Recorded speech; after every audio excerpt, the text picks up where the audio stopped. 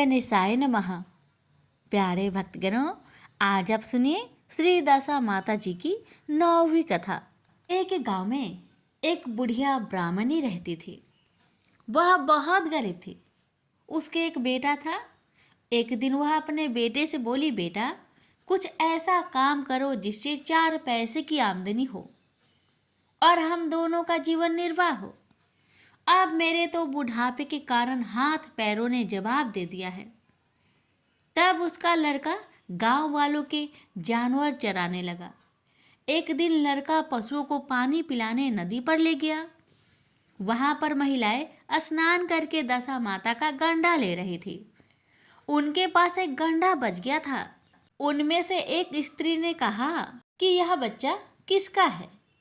यदि यह उच्च वर्ग का हो तो बचा हुआ गंडा इसी को दे देंगे। जब एक स्त्री लड़के के पास जाकर पूछने लगी कि तुम्हारे घर में कौन कौन है, लड़के ने बताया कि केवल मेरी बुढ़िया माँ है। उसी स्त्री ने फिर पूछा, तुम्हारी जाति क्या है? लड़के ने बताया कि मैं ब्राह्मण हूँ, परंतु कोई काम ना मिलने के कारण गाय चराता हूँ।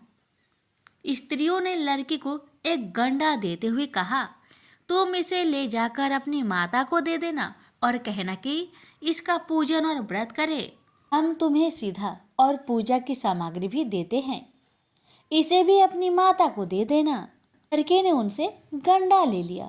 फिर सब स्त्रियों ने उसे सीधा भी दिया। लड़का उस सामान को लेकर घर आया। उसने दरवाजे से ही माँ को पुकार कर कहा, गठरी को उतार ले, मैं बोझ से दबा जा रहा हूँ। उसकी माँ आवाज सुनकर दौड़ी आई, बोझों को उतारा, गठरी में सीधा देकर माँ बहुत प्रसन्न हुई। माँ ने बेटे से पूछा, यह सब कहाँ से लाए हो? लड़के ने माँ को सब समाचार सुनाकर दशा माता का गंडा भी दे दिया। बुढ़िया ने गंडे को लेकर माथे से लगाया और उसी दिन व्रत करने लगी। 9 दिन तक कथा कहानी कहती। 10वें दिन उसने गंडे के पूजन की तैयारी शुरू करी। वह देहरी के बाहर गोबर से लीप रही थी कि उसी समय एक बहुत ही गरीब बुढ़िया आकर बोली कि क्या कर रही हो बहन? उसने जवाब दिया कि आज मेरे घर पर दशा माता का पूजन है, इसलिए लीप रही हूँ। उस बुढ़िया रूपी दशा माता ने कहा कि मुझे बहुत प्यास लगी है, थोड़ा सा पानी पिला दे। इस पर लड़के की माता बोली, मैं तो मिट्टी के बर्तन से पानी पीती हूँ, मेरे यहाँ लोटा लुटिया कुछ ही नहीं है। तुमको पानी किस में भर कर दूँ? एक कटोरी ही है मेरे घर में, पता नहीं वह कहाँ पड़ी होगी। जरा तुम ठहरो, मैं कटोरी ले आऊँ, तब तुमको पानी पिलाऊंगी। रिया हाथ धोकर अंदर कटोरी लेने गई। इसी बीच दशा माता, जिन्होंने बुढ़िया का रूप धारण कर रखा था, कि घड़ोची पर एक सोने का घड़ा रखकर अंतर ध्यान हो गई। बुढ़िया कटोरी लेकर घरोची के पास गई। वह घरोची पर सोने का घड़ा देखकर घबराई। वह मन में सोचने लगी कि मुझे बुढ़ापे में चोरी का इल्जाम लगेगा, मैं चोर कहलाऊंगी। वह इसी चिंता में दशा माता रूपी बुढ़िया को खोजने निकली। तब तक उसका लड़का भी घर आ गया था। उसने माँ से पूछा, तुम किसे खोज रही हो? उसने बताया, अभी एक शीर्ण अवस्था वाली बुढ़िया आई थी और यहाँ सोने का एक घड़ा रखकर ना जाने कहाँ चली गई। लड़के ने बताया, वही तो दशा माता थी, उन्होंने तुमको यह घड़ा दिया है। दोबारा फिर कभी वह आए तो उनके स्वागत में कोई कमी न करना और उनकी आज्ञा का पालन करना। जब तुम नदी पर नहाने जाओ तो तुम्हें नदी घाट पर जो भी चीज मिले उसको दशा माता का दिया हुआ प्रसाद समझकर ले लेना। किसी से पूछताछ मत करना कि यह चीज किसकी है, यह कहाँ से आई। बुढ़िया ने नदी में नहाकर बाहर निकली। उसे सोने का घड़ा भरा दिखाई दिया और उसके पास ही अच्छे वस्त्र रखे थे।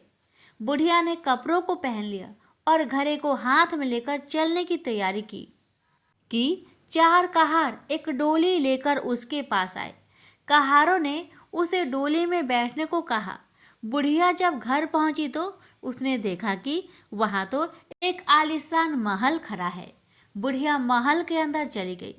वहाँ उसने श्रद्धा पूर्वक और भक्ति भाव से दशा माता के गंडे का पूजन किया और हाथ जोड़कर वरदान मांगा कि जिस प्रकार तुमने मुझे संपत्ति दी है उसी प्रकार मेरे घर में एक सुशील बहू आ जाए, तभी यह सब शोभा होगा। कुछ दिनों के बाद लड़के का विवाह हो गया और बहुत ही सुंदर वह सुशील बहू बुढ़िया के घर आ गई। बुढ़िया ने दोबारा दशा माता से वर मांगा कि जैसे मेरे बहू बेटे सुशील और सज्जन है उसी प्रकार मैं पुत्र पाऊं।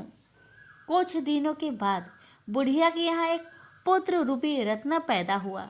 एक दिन बुढ़िया ने अपनी बहू को पास बैठाकर समझाया कि मेरी यह सब संपत्ति दशा माता की कृपा से प्रदान हुई है।